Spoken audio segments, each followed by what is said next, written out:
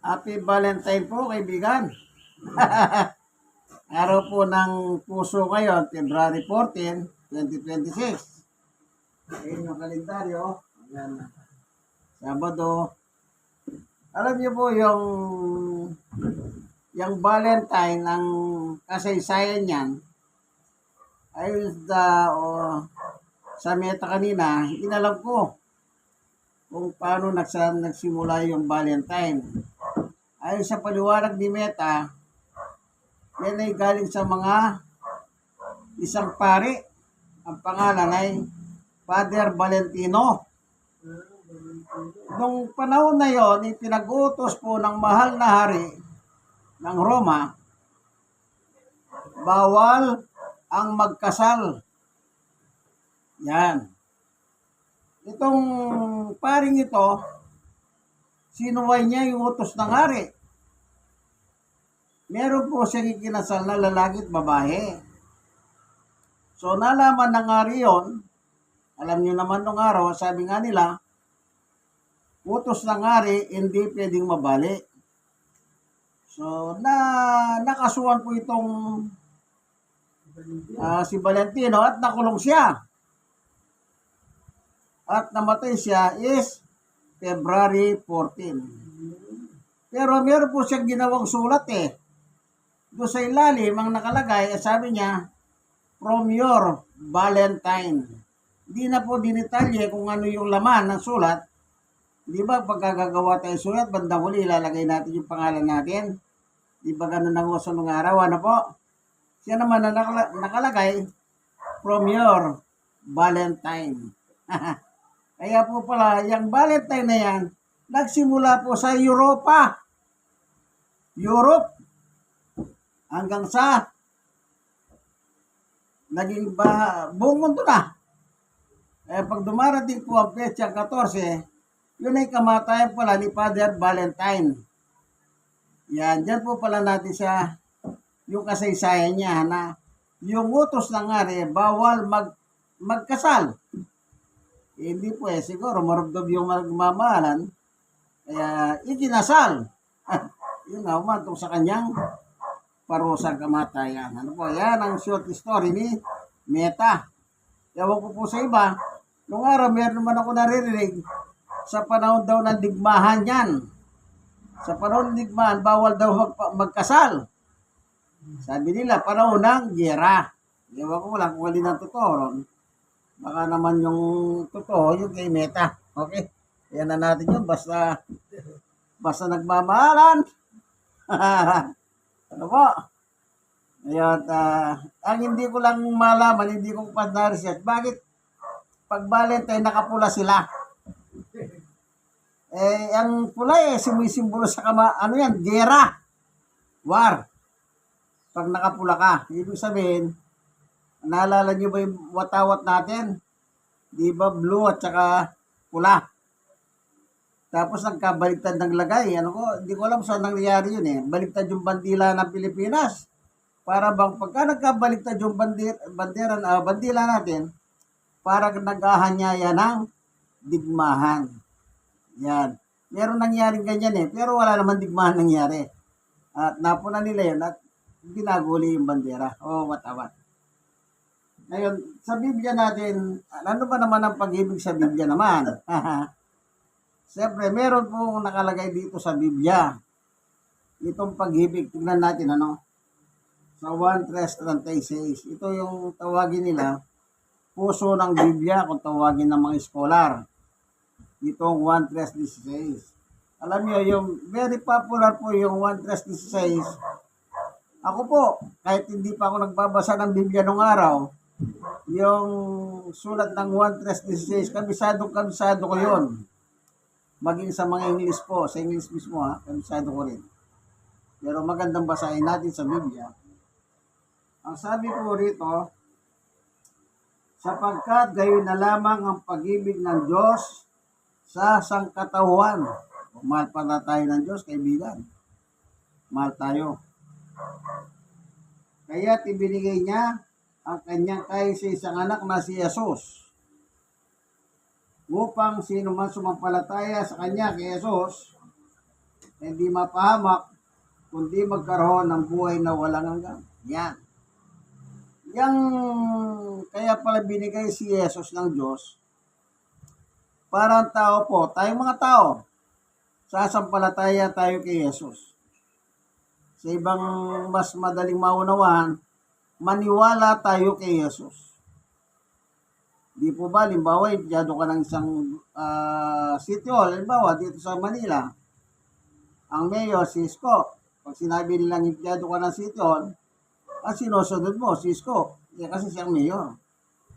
Di po ba ganon?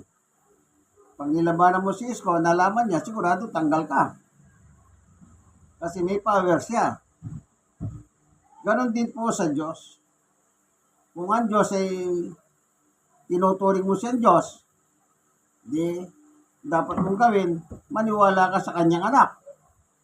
Kasi ang anak po, si Jesus, siya po ang spokesperson ng Diyos. Di natin nakikita ang Diyos kasi po nasa langit siya. Wala siyang laman at dugo na gaya natin. Kaya nasinugo niya si Jesus dito sa lupa. Ang ginawa ng Diyos, nilagyan po ng laman at dugo si Jesus para makita natin siya. So ang trabaho ni Jesus, ipakilala ang kanyang ama. Tingnan nga natin sa Biblia, ano po? Tagapagsalita siya. Dito sa 1:18. Kailanman wala pang taon nakakita sa Diyos. Ang tinutukoy niya, ang God the Father.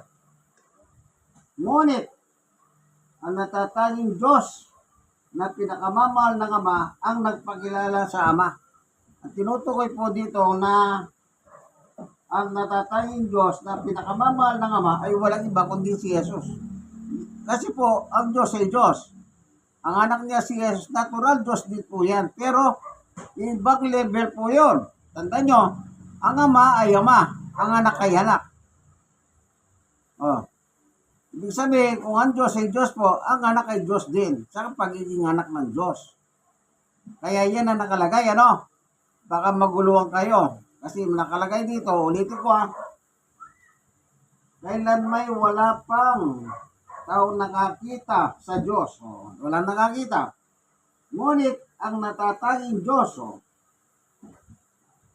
na pinakamamahal ng Ama, ang nagpakilala sa Ama. Para huwag kayong maguluhan, ha? Yung tinutukoy na natatanging Diyos, walang iba po kundi si Jesus.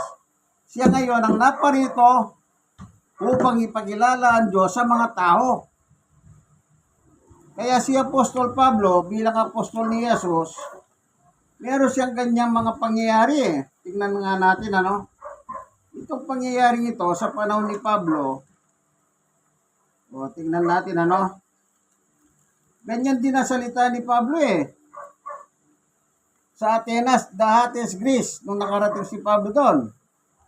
Sabi rito, sa Gawa 17:16, habang sina Silas at Timoteo naghihintay si Pablo sa Atenas, napasin niyang puno ng mga Diyos-Diyosan ang lusod, kaya't nabagabag ang kanyang espiritu. 17.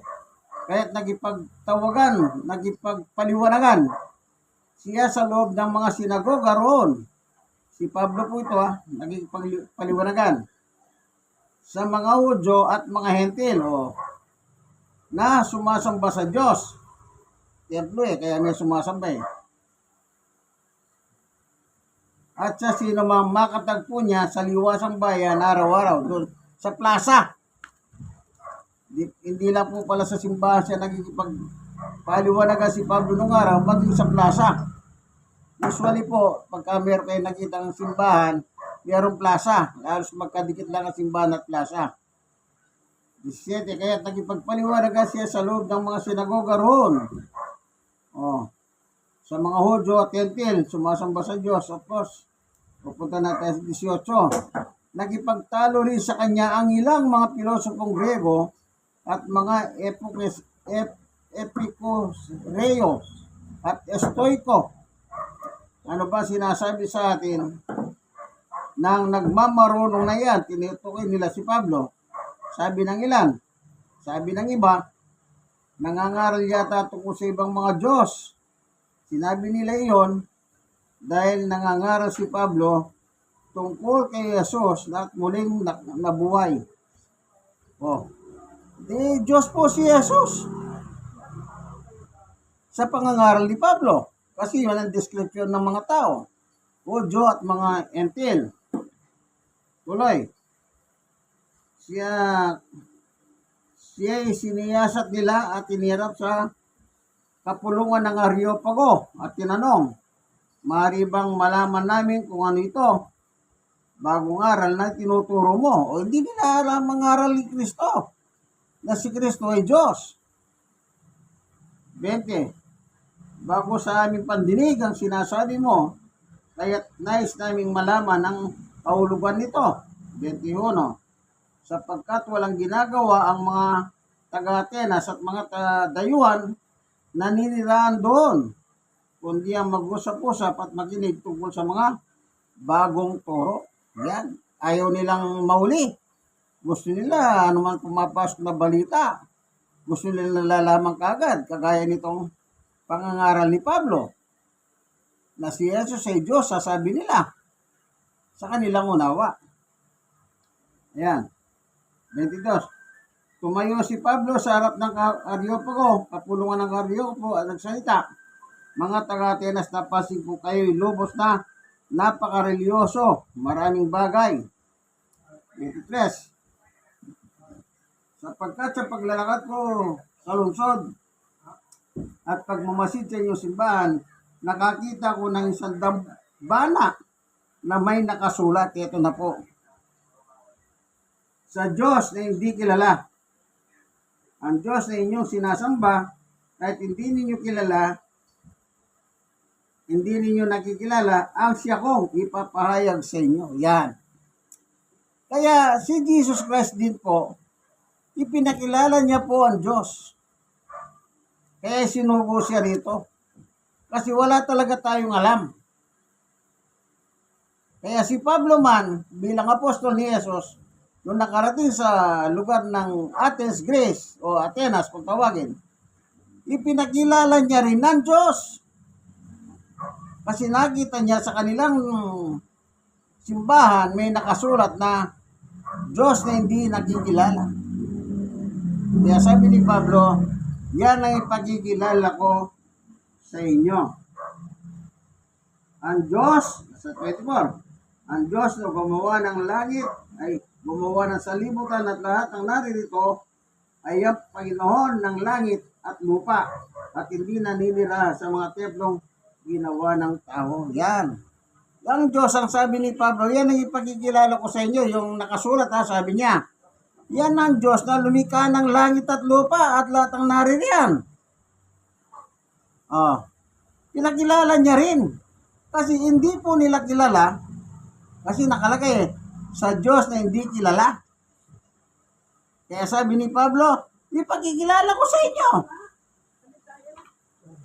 Ipakikilala ko sa inyo, sabi niya, ito yung Diyos na gumawa ng langit at lupa at lahat ng nariyan. So, ibig sabihin po, nung panahon na yon, sa panahon na nangangaral si Pablo, kahit na reliyoso po ang mga taga-Atenas, hindi pala nila kilala ang Diyos. Tingnan nyo naman, mga reliyon pala, sa panahon ni Pablo, na hindi kilala ang Diyos. Yan ang purpose po, bakit nangangaral po tayo. Si Jesus Christ nangaral, pinakilala niya ang Diyos. Kasi nga, hindi nga po kilala ang Diyos. Pati si Pablo, pinangaral ang Diyos. Dahil hindi nga po nila kilala nakalagay sa Diyos na hindi nakikilala. Tayo man po Ito sa totoo wala man sa alang sakitan ng loob. Hindi po ba may paniwala sa atin? Yung Ama at si Jesus, siya rin mag-isa yan. Ang sabi nila, nung nasa langit siya, yung Ama. Nang bumaba sa lupa, siya ng anak. Hindi ba ganon? Pero sa Bible po, iba po yung tatay, iba yung anak. Iba po yun. Dalawa sila. Pero nung araw, paniwala na, hanggang ngayon, meron pang mga reliyon ngayon eh. Kasi ang ginagamit nilang talata, tignan nyo po para baka yung 1S kung tawagin. Sa chapter 10 ng 1, ito yung nakalagay. Jes 30. Ito yung ginagamit ng iba eh. Tignan nyo po Jes 30 ng 1. Basahin ko. Ang sabi rito, ito. Ako at ang Ama ay isa. Sabi ni Jesus, ako at ang Ama ay isa. Kinuklod nila ngayon, o kita nyo na, yung Ama daw si Jesus. Wala pong sinabi si Jesus na ganyan. Hindi sinabi niya, ako na yung Ama. Wala. Kahit anong talata ang basahin mong Biblia, wala sinabi si Jesus, ako yung Ama. Ako at ang Ama ay isa. Ito, dito natin kunin para lalo natin maintindihan. Ano po? Simulan natin sa Jes 22.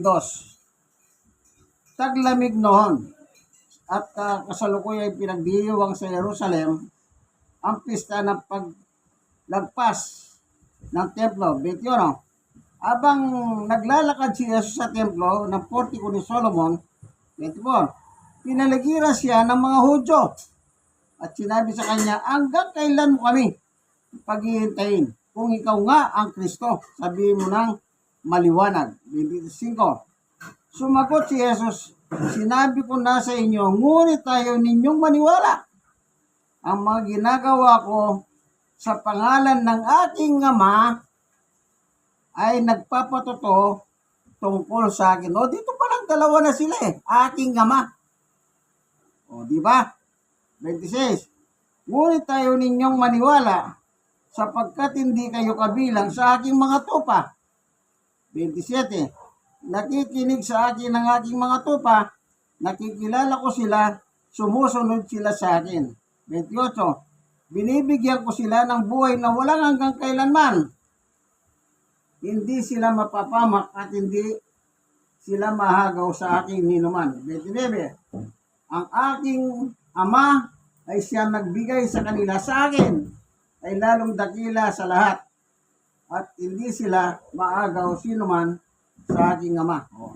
Doon pa lang kasi po, pinapakita ni Jesus, dalawa lagi sila. Aking Ama.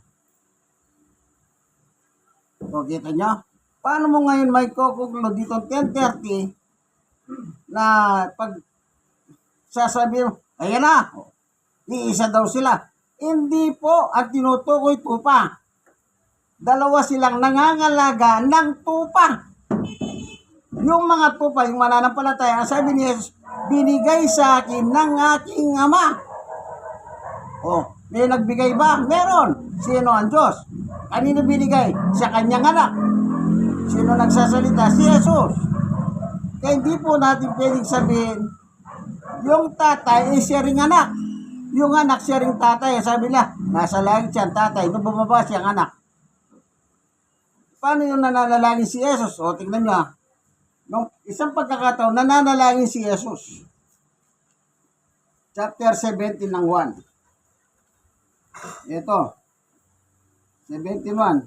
Pagkasabi ni Jesus ng mga ito, tumingala siya sa langit at kanya sinabi, Ama, dumating na ang oras, walatin mo ang iyong anak upang walatin kanya. Nanalangin si Jesus, tumingala sa langit. Naalala niyo ba yung Ama namin, nasa langit ka? Yung Lord's Prayer. Ganito kayo manalangin, sabi ni Jesus, Ama namin, nasa langit ka. So, nasa ng Ama, nasa langit. Tumingala si Jesus sa langit at kinausap niya ang kanyang Ama. Paano nyo sasabihin ngayon, yung Ama ay si Jesus din? Ano yun? Ito, katwiran nila. Sa Diyos, walang imposible. Totoo yan. Pero hindi ganyan na nakasulat sa Biblia. Merong kausap si Jesus nasa langit, yung kanyang Ama. Ulitin natin ha. Pagkasabi ni Jesus ng mga ito, tumingala siya sa langit at kanyang sinabi, Ama. Oh. Aba nagsasalita siya, ang kausap niya ang kanyang ama na nasa langit. Oh.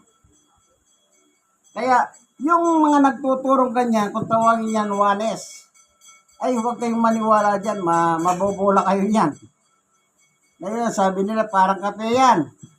Kape 3 in 1. Itlog. Meron sa shell. Pagkatapos ng shell, meron pa siya malambot na shell. Then yung pula. O, tatlo yun. Sabi, ginawa pang itlog ang Diyos. Hindi kalokohan din itong mga ibang nagtuturong ito. No? Si Jesus po naparito sa lupa upang ipakilala ang Ama. Sinugo si Pablo upang ipakilala din ang Ama. Kasi nga po, talagang hindi natin kilala ang Diyos. Bakit? Kasi po hindi natin siya nakikita. Wala siyang anyo. Kaya sabi ni Jesus, ang Ama ay walang laman at buto. Ibig sabihin, hindi siya gaya ng tao. Oh, si Jesus man, ganun siya. Oh, ito, panghuli. Si Jesus ba? May laman at dugo? Wala. Oh, kailangan magbabasa po tayo para lalo tayong matututo. Eh, yung iba kasi, ewan, saan nila kinukuha? Nahilig mag-invento eh. O, tingnan nyo 2:14 ng Hebreo. Dahil sa mga anak na tinutukoy niya ay tao, naging tao rin si Jesus. O, eh hindi tao si Jesus. Napakaliwanag, ano po? Hindi tao. Anak siya ng Diyos na nasa langit. Oh. Dahil sa mga anak na tinutukoy niya ay tao, naging tao rin si Jesus at tulad nila may laman at dugo. Sinong may laman at dugo? Tao. Yun ang tinularan ni Jesus. Ibig sabihin, wala siyang laman at dugo. Kasi nga po, anak siya ng Diyos. Ang Diyos sa Espiritu, natural. Si Jesus po, walang laman at dugo ay Espiritu. Paano niya pakikilala kanyang ama ngayon dito sa lupa? Kung Espiritu siya. Hindi natin nakikita ng Espiritu. Ano yan? Kaya po nilagyan siya ng laman at dugo ng Diyos para makita natin si Jesus. Kaya nung panahon na siya nangangaral, nakikita siya. Yan ang sinabi ni Juan. Oh, patunay. Ito yung prueba. Ang salita ni Juan. Oh. Unang Juan, una. Sumulat kami sa inyo tungkol sa kanya na simula pa siya yan salitang nagbibigay buhay. Siya ang aming narinig at nakita, napagmasdan at nawakan. 2, nahayag ang buhay nito, nakita namin siya at pinatotohanan namin at ipinangaral sa inyo. Ang buhay na walang hanggang kasama ng Ama at nahayag sa amin. Ipinahayag nga namin sa inyo ang aming nakita, narinig upang makasama kayo sa amin pakikisa sa Ama at sa kanyang anak na si Jesucristo. 4, isinulat namin ito upang malubos ang aming kagalakan. No? Maging si Juan pa pinakilala. Iba yung ama, iba yung anak. Yung amin narinig nakita yung anak, si Jesus. Eh, bakit? Kasama sila nangangaral Oh. Kaya yan po ang pagmamahal ng Diyos sa atin. Ibinigay si Jesus para ipakilala ang kanyang ama. Para tayong mga taong walang kaalam-alam ay malaman natin na yung ama, yun ay ama ni Jesus. Iba ang ama, iba yung anak. Kaya yung mga nagsasabing siya rin daw yung ama at siya rin daw yung anak, mag-ingat kayo. Hindi ang ganyan nakasulat sa Biblia. Walang sinabi si Jesus, ako ang ama. Tandaan nyo, kahit saan nyo basahin ng Biblia, epistola ni Jesus, wala kayong mababasang sinabi ni Jesus, ako at ang ama. O ako ang ama. Tandaan nyo po yan. Sige po. Salamat po, Panginoon Diyos, sa iyong pagtuturo sa amin ng iyong katotohanan batay sa nakasulat sa Biblia. Salamat po sa ngalan ni Jesus. Amen. Minsan pa, Nandito po tayo sa tahanan ni Kuya Rami at ni Dorcas upang mag-share ng Bible study at mag-pray. Yun lang po. Once a week, nandito po ako dumadalaw upang magdala ng mabuting balita. God bless us all po. Dito po tayo sa Barangay 104 ay 103. Solid District 1, Tondo, Manila. God bless us all. Kaway-kaway.